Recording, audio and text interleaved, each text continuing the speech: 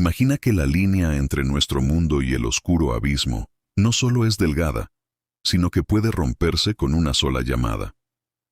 Esto fue lo que descubrió la voz más famosa de la radio nocturna, alguien que dedicó su vida a explorar lo paranormal, hasta que una entrevista en particular cambió su destino para siempre. Bienvenido a un viaje hacia los confines de la oscuridad, donde el misterio y la tragedia se entrelazan de manera inexplicable. Hoy nos sumergiremos en los ecos de aquella llamada que, según se cuenta, invocó fuerzas más allá de nuestra comprensión, cobrándose un precio inimaginable. ¿Estás preparado para escuchar la verdad detrás de la leyenda?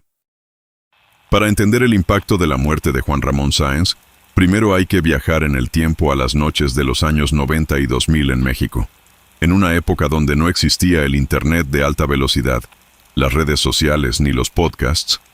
La radio era la reina de la noche. Y en ese reino, Juan Ramón Sáenz era el monarca absoluto. Su voz pausada, elegante, seria y empática, arrullaba, o más bien desvelaba, a millones de personas. Condujo La Mano Peluda de 1999 a 2010, convirtiendo el programa en un fenómeno cultural. Para toda una generación, su voz representa la infancia y la adolescencia. Era el ritual de encender el aparato de radio a las 10 de la noche, apagar las luces y escuchar historias que desafiaban la lógica. Juan Ramón no se burlaba de la gente. La escuchaba con un respeto casi sacerdotal, ganándose la confianza de todo tipo de testigos de lo paranormal.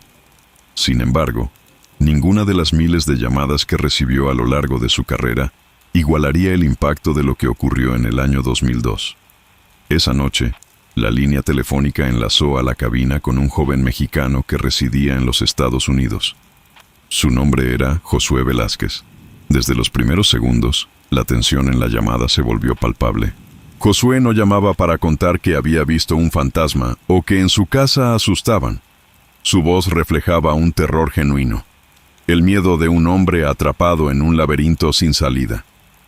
Josué le confesó a Juan Ramón que, llevado por la desesperación económica y una profunda ambición, había tomado una decisión sin retorno: realizar un pacto con el diablo a través de un grimorio de magia negra.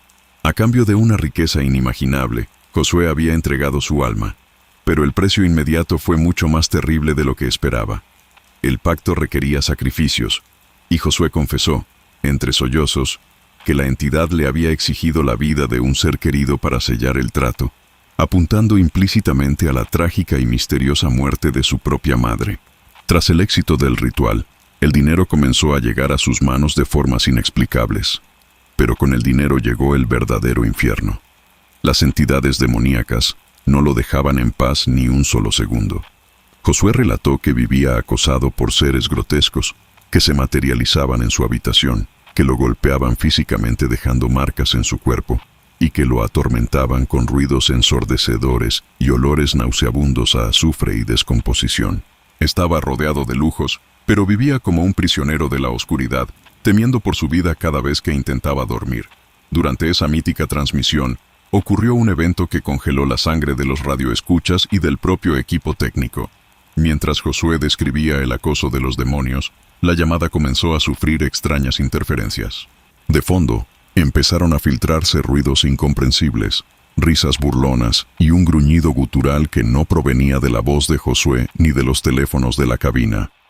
El propio locutor y sus operadores reportaron que los monitores y el equipo de audio comenzaron a fallar inexplicablemente. Josué, en pleno ataque de pánico, gritó que las entidades estaban entrando a su habitación en ese mismo instante, porque sabían que estaba delatando su situación en la radio. La llamada se cortó abruptamente, dejando al país entero en un silencio sepulcral y con la piel de gallina. El caso de Josué se convirtió inmediatamente en el santo grial de La Mano Peluda. Marcó un antes y un después en la radio mexicana. Pasaron los años y Juan Ramón Sáenz eventualmente dejó la conducción del programa en 2010 para emprender nuevos proyectos en la televisión, integrándose al equipo del programa de investigación extranormal de TV Azteca. A pesar del cambio de empresa, el misterio de Josué seguía obsesionando al periodista, quien siempre buscó una oportunidad para darle un cierre a aquella impactante historia que había quedado grabada en la memoria colectiva de su audiencia. La oportunidad llegó en mayo de 2011. El equipo de producción logró contactar nuevamente a Josué Velázquez, quien ahora se encontraba viviendo en México. Josué accedió a dar una entrevista exclusiva, pero puso condiciones sumamente estrictas y extrañas que levantaron las alarmas de todos. Exigió que el encuentro no se realizara en una casa ni en un set de televisión, sino al aire libre, específicamente en medio de una lancha en el lago de la zona de los canales de Xochimilco. La justificación de Josué era escalofriante. Afirmaba que el agua actúa como una barrera natural y un conductor espiritual que debilitaba temporalmente a las entidades demoníacas que lo perseguían día y noche, permitiéndole hablar sin ser atacado de inmediato. Además, pidió que el equipo fuera extremadamente reducido. Al encuentro acudieron únicamente Juan Ramón Sáenz, el reportero de investigación Mario Cruz y un camarógrafo. La entrevista se llevó a cabo bajo una atmósfera de pesadez absoluta. Josué apareció luciendo un aspecto visiblemente demacrado, pero portando lujosas joyas, anillos ostentosos con símbolos extraños y amuletos de protección. Durante la grabación, Josué se mostró esquivo, pero mantuvo su versión de los hechos. Lo perturbador no fue solo lo que se habló en esa lancha, sino la energía que los presentes describieron. Los miembros del equipo técnico admitieron posteriormente que el ambiente se sentía helado a pesar del clima, y que experimentaron náuseas y dolores de cabeza repentinos mientras filmaban al hombre del pacto. Pocos días después de que se realizara esa filmación en Xochimilco, la tragedia golpeó con una fuerza brutal e inesperada. El 29 de mayo de 2011 se anunció oficialmente el fallecimiento de Juan Ramón Sáenz, a los 48 años de edad. El diagnóstico médico oficial fue un paro respiratorio fulminante provocado por una peritonitis aguda, derivada de una terrible y repentina infección bacteriana. La noticia dejó en shock a todo México. El hombre que había acompañado las noches de millones de personas se había ido de forma casi instantánea. Para el público y los fanáticos del terror, la explicación médica fue insuficiente, y fue en ese preciso instante donde nació la teoría de la conspiración más grande y terrorífica de los medios de comunicación en América Latina. La coincidencia temporal era demasiado perfecta para ser ignorada. El locutor más famoso del misterio había muerto casi inmediatamente después de reunirse en persona con el hombre que afirmaba estar maldito por el diablo. La teoría a detalle sostiene que la muerte de Juan Ramón Sáenz no fue una casualidad biológica, sino el cobro de una deuda espiritual de dimensiones oscuras. Según los defensores de esta hipótesis, Josué Velázquez nunca dejó de estar bajo el yugo de los demonios con los que pactó. Tras años de tormento, las entidades le habrían exigido un nuevo tributo, una ofrenda de alto valor espiritual y mediático para otorgarle una tregua definitiva y dejar de atormentarlo físicamente. Ese tributo, según la leyenda urbana, era la cabeza de Juan Ramón Sáenz.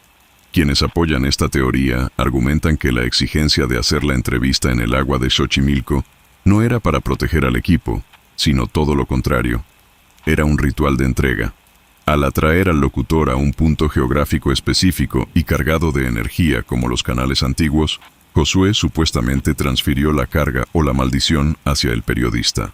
Se dice que las entidades de alto rango que acosaban a Josué vieron en Juan Ramón la víctima perfecta debido a su tremenda fama y a la energía que movía a través de millones de oyentes. El misterio se profundizó aún más cuando comenzaron a revelarse los extraños acontecimientos que afectaron a las otras personas que estuvieron presentes en aquella fatídica lancha en Xochimilco. La supuesta maldición no se detuvo con el locutor. Mario Cruz, el reportero que coordinó la entrevista y estuvo junto a Juan Ramón durante todo el proceso, sufrió un gravísimo accidente automovilístico pocos días después de la filmación. Su vehículo quedó prácticamente destrozado y él salvó la vida de milagro, quedando hospitalizado con heridas serias. Por si fuera poco, el camarógrafo encargado de capturar las imágenes de Josué también cayó gravemente enfermo de la nada, presentando síntomas extraños y una debilidad extrema que los médicos tardaron semanas en estabilizar. 3 personas en la lancha, 3 tragedias consecutivas en cuestión de días. Para los amantes de lo paranormal, esto era la prueba irrefutable de que algo sumamente oscuro se había desatado en ese encuentro. Con el paso de los años, el propio Josué Velázquez reapareció en algunos medios de comunicación y programas de radio para hablar sobre la muerte del locutor. Lejos de apagar los rumores, Sus declaraciones avivaron el fuego de la leyenda. Josué llegó a admitir públicamente que sentía una tremenda culpa por lo sucedido. Explicó que las cosas que lo rodeaban eran extremadamente peligrosas y que Juan Ramón, en su afán periodístico, se había acercado demasiado a un fuego que no se apaga con agua. Aunque Josué negó haber planeado conscientemente la muerte de Sáenz como un sacrificio humano deliberado, sí reconoció que la energía y los seres que lo perseguían a él terminaron por alcanzar y consumir la energía vital del locutor debido a la exposición directa que tuvo durante la entrevista. Hoy en día, la historia del caso Josué y el posterior deceso de Juan Ramón Sáenz se mantiene como el mito urbano definitivo de la radiodifusión mexicana. Para los escépticos, la muerte del locutor fue una lamentable coincidencia médica, una apendicitis mal atendida que evolucionó rápidamente a peritonitis, algo que desafortunadamente ocurre en la medicina real.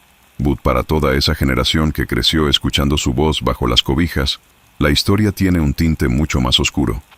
La teoría de que el locutor que pasó su vida entera investigando a la oscuridad terminó siendo reclamado por ella misma sigue siendo una narrativa tan fascinante como aterradora, consolidando a Juan Ramón Sáenz no solo como un pionero de la radio, sino como el protagonista de la leyenda de terror más grande de México. Muchas gracias por su atención y por acompañarnos en este viaje hacia lo desconocido. Si les gustó el contenido, sigan el canal para más contenido parecido. Si tienes alguna historia, coméntala aquí abajo en los comentarios y haremos un video de lo que viviste.